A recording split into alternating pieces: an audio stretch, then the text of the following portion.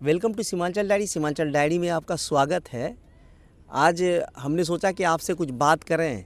बात दरअसल ये है कि 6-7 महीने हो गए हैं इलेक्शन को, और इलेक्शन के दौरान जो भी रिजल्ट आया, जाहिर सी बात है कई कैंडिडेट खड़े हुए थे, एक ही जीतेंगे। तो पहले मैं अररिया की बात कर लेता हूँ। 3 कैंडिडेट मुख्य आप बात करें तो एक आबिदुर रहमान साहब थे, 91,000 लगभग उनको वोट आया और उनकी जीत हो गई। सेकंड रनर थी शगुफ्ता आजिम, लगभग 77-76,000 वोट उनको आया। और थर्ड पोजीशन पे थे मंजूर आलम साहब, 53-54,000 वोट उनको आया था। जब इलेक्शन का टाइम होता है तो अलग अलग नैरेटिव चलता है।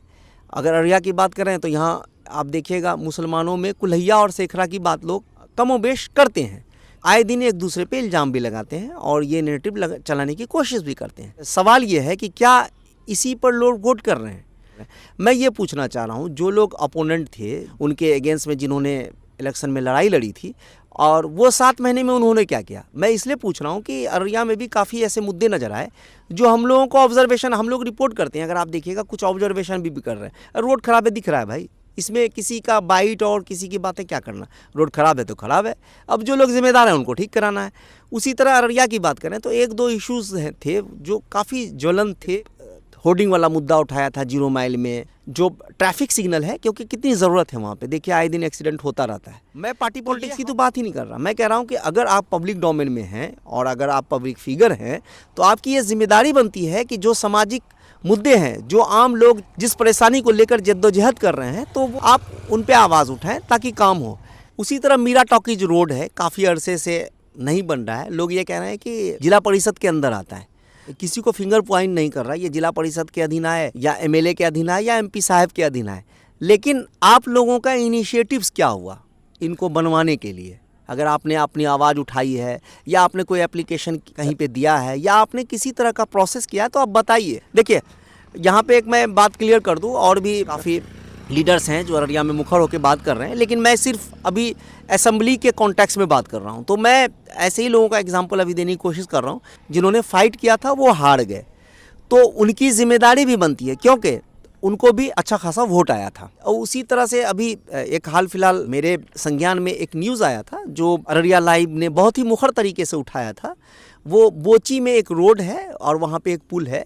वहाँ के लोगों का ये कहना है कि 70 साल से ये पुल बना ही नहीं। वो पुल और वो सड़क कई गाँवों को जोड़ता है, तो लोग काफ़ी परेशान हैं, आने जाने में काफ़ी दिक्कत होती है। जैसे शगुफ्ता आजिम की बात कर रहे थे, सेखरा बिरादरी से ताल्लुक़ रखती हैं। मैं बिरादरी इसलिए मेंशन कर रहा हूँ कि सेखरा का जो सर्टिफिकेट है उसको बनाने में काफ़ी दुश्वारी होती है। सीमांचल डायरी ने ये न्यूज़ चलाया भी था, अगर आप पुराने वीडियो में देखें।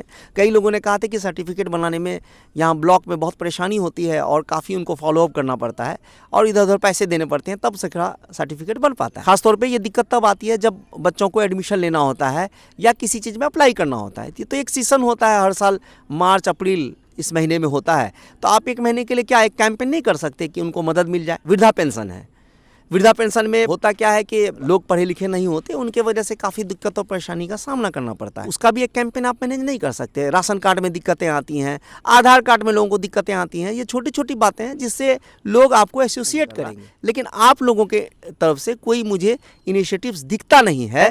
फिर आप कहेंगे इलेक्शन के टाइम में कुल्हैया, सेखरा, सुरजापुरी, शेरशाहबादी, हिंदू, मुस्लिम, ये नैरेटिव इलेक्शन के दौरान होता है और इसी पे फिर इलेक्शन जीतने की कोशिश की जाती है आपके द्वारा या आपके लोगों के द्वारा या पब्लिक में ऐसा नैरेटिव फैला जाता है। ये तो इलेक्शन के ज़माने की बात होगी, वो क्या होता है आने वाले टाइम में, लेकिन अक्सर यही सब बातें होने लगती हैं। जबकि बातें ये होनी चाहिए, जिस तरह से आप लोग कहते हैं कि रिपोर्ट कार्ड एक एमएलए को देना चाहिए 5 साल का, तो मैं तो कहता हूँ अपोजिशन को भी देना चाहिए, क्योंकि आपको भी लोगों ने वोट किया, आपकी भी जिम्मेदारी बनती है। देखिए काम हुआ कि नहीं हुआ ये तो खैर बात की बात है, लेकिन आपने क्या इनिशिएटिव लिया इसको करने के लिए, ये आपसे सवाल जरूर जब आप इलेक्शन में आएंगे तो लोग पूछेंगे। उसी तरह से मरियाधार पे काफ़ी अरसे से यहाँ के जो लोकल चैनल हैं ये कंसर्न रेज किया था कि वहाँ पे काफ़ी लोगों को दिक्कत हो रही है क्योंकि पुल नहीं है। लोग बांस बत्ती का पुल बनाकर काम चला रहे हैं। मेरा पॉइंट ये है कि हो सकता है कि हमारे एमएलए साहब या एमपी साहब ने नोटिफाई नहीं किया हो या किया हो, क्या प्रोसेस है वो तो वो बताएंगे, लेकिन क्या आपकी जिम्मेदारी नहीं बनती है कि ऐसी चीज़ों को आप रेज करें, इन चीज़ों को लेकर आप सामने आए? क्योंकि जब आप इलेक्शन में आएंगे तो आपको कहने के होगा कि मैंने ये चीज़ें की थी। मैं ये नहीं कह रहा कि आपके कहने से हो जाएंगी, लेकिन चीज़ें नोटिफाई होंगी, कई बार चीज़ें हो भी जाती हैं। हाल फिलहाल में कॉकरोच जनता पार्टी ने जंतर मंतर पे एक बड़ा आंदोलन किया था, जिसमें 16 साल से 22-25 साल के बच्चों ने भाग लिया था और एजुकेशन मिनिस्टर को रिजाइन करना पड़ा। ये पूरी तरह से बच्चों का ही आंदोलन था, लेकिन अररिया के कई ऐसे संस्था थे जिन्होंने पार्टिसिपेट किया था। क्या आपकी जिम्मेदारी नहीं बनती कि आप रोड पे आएँ, अपनी बातों को रखें?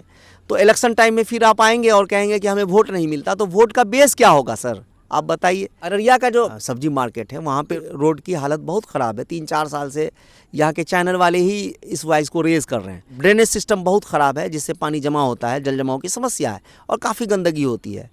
तो इन सब चीज़ों पे भी आपको ध्यान देने की ज़रूरत है। अब जो कि हाट में वहाँ पे जीत हुई MIM के कैंडिडेट मुर्शीद आलम की, वहाँ पे 3 और बड़े कैंडिडेट थे, सरफराज आलम, शहनवाज आलम और मंजर आलम। ये तीनों ओपोनेंट थे। अब देखिए, नेरेटिव की बात होती है। अगर यहाँ अररिया में कुल्हैया सीख रहा है तो जो कि हाट में तो तीनों कुल्हैया जाति से बिलोंग करते हैं, तीनों कुल्हैया जाति के हैं, तो वहाँ कौन सी नेरेटिव की बात हुई? देखिए, जब लोग हारते हैं ना तो इस तरह की बात करते हैं।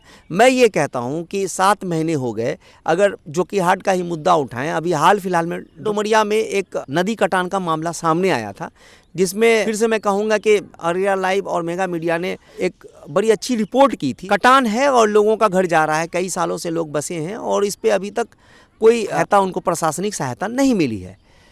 लेकिन इन नेताओं का कोई भी ऐसा इनिशिएटिव मेरे नज़र से नहीं गुजरा, या इन्होंने किसी एक एप्लीकेशन को प्रोसेस नहीं किया जिससे इनकी बातें सुनी जाए। अगर हैं तो मुझे बताएं, मैं बाइट लेने के लिए बिल्कुल तैयार हूं। अगर आप अपोजिशन में हैं और अपने आप को लीडर मानते हैं तो आपने 7 महीने से, ठीक है एक MLA साहब हैं, उन्होंने काम किया, उनसे गलतियां होंगी, ठीक नहीं कर रहे, बहुत सारी चीज़ें हैं, लेकिन आपने क्या किया? आप भी तो अपना हिसाब दें। मंजर आलम साहब हों, चाहे सरफराज साहब हों या शहनवाज साहब हों, सभी को एक रिस्पेक्टिव वोट तो आया ही है, इतने लोगों ने वोट तो किया ही है। तो आपकी जिम्मेदारी नहीं बनती है कि आपके जो चाहने वाले लोग हैं या पूरे जो कि हाट के लोग, क्योंकि आप लोग पॉलिटिकल लोग हैं, सबको एम्बिशन है MLA बनना, MP बनना, तो आपको भी इनिशिएटिव्स दिखाना पड़ेगा और ये पब्लिक को पता चलना चाहिए कि आप उनके लिए कुछ कर रहे हैं। तभी ना आप वोट के टाइम पे जाइएगा और वोट मांगिएगा और आपको वोट मिलेगा। मेरी ये जिम्मेदारी है, आपसे भी सवाल करें और वहाँ के जो एग्जिस्टिंग MLA हैं उनसे भी सवाल करें, लेकिन शायद आप लोग सवालों से बच रहे हैं या क्या है वो तो आप बताएंगे। अगर आप मुझे रीच आउट करेंगे तो मैं ज़रूर आपको मिलूंगा। आप अक्सर बोलते हैं कि ब्लॉक में भ्रष्टाचार है, अभी जो MLA आए उन्होंने ब्लॉक के भ्रष्टाचार को और बढ़ाया। मैं ये कहता हूँ कि अगर कह रहे हैं कि ब्लॉक में भ्रष्टाचार हो रहा है तो आप रोकने के लिए क्या कर रहे हैं? देखिए, फिंगर पॉइंट करना बहुत आसान है, लेकिन अगर इनिशिएटिव आपने कुछ लिया है तो हमें बताएं, या हमें क्या बताएं, मतलब पब्लिक को वो चीज़ें दिखनी चाहिए। उसी तरह आप कहते हैं कि बिजली की समस्या एक बड़ी समस्या जो कि हाट में है। हालांकि हमने जो कि हाट MLA से बात की थी, उन्होंने बताया कि टेक्निकल ग्लिचेस बहुत ज़्यादा हैं तो उससे फिक्स करने में टाइम लगेगा। तो आपको भी ये बताना होगा ना कि आपने भी, क्योंकि आप भी बहुत साल से पावर में, आपको भी काफ़ी लोगों से जान पहचान है, काफ़ी लोग आपको मानते भी हैं, तो आपने खुद क्या किया। उसी तरह भंगिया में भी कटान की समस्या है, उस पर भी आप लोगों की वॉइस रेज नहीं होती है। तो ये सारी जिम्मेदारी आपकी भी बनती है। अगर एग्जिस्टिंग MLA इस पे नोटिस नहीं ले रहे तो आपकी जिम्मेदारी है कि आप सरकार को इन चीज़ों को लेकर नोटिफाई कराएं। अगर जो कि हाट की बात करूं, इसी सरजमीन के थे तस्लीमुद्दीन साहब। एक बार वो किशनगंज से MP में हार गए थे, शहनवाज साहब BJP के थे, वो वहाँ से जीते थे। मुझे अच्छी तरीके से याद है, जब वो हार के आए तो ऐसा लगा कि पूरे जो कि हाट में मातम है और लोगों ने कहा कि ये हमसे गलती हो गई है, हमने आपको वोट नहीं किया। तो मेरा कहने का मतलब ये है कि देखिए, एक आदमी हारा तो लोगों ने अफसोस जाहिर किया। मैं जब भी उनके घर गया, अररिया में भी रहते थे, सिसोना में भी रहते थे, मैं हमेशा वहाँ पे लोगों को पाया और लोगों की आवाज़ को वो पावर में जब नहीं भी होते थे मुखर तरीके से रखते थे, सभी का काम करवाते थे। आप लोग अगर जो कि हाट के तो आप लोग अपने एंसेस्टर से सीख सकते हैं, उसमें बड़ा नाम तस्लीमुद्दीन साहब का है।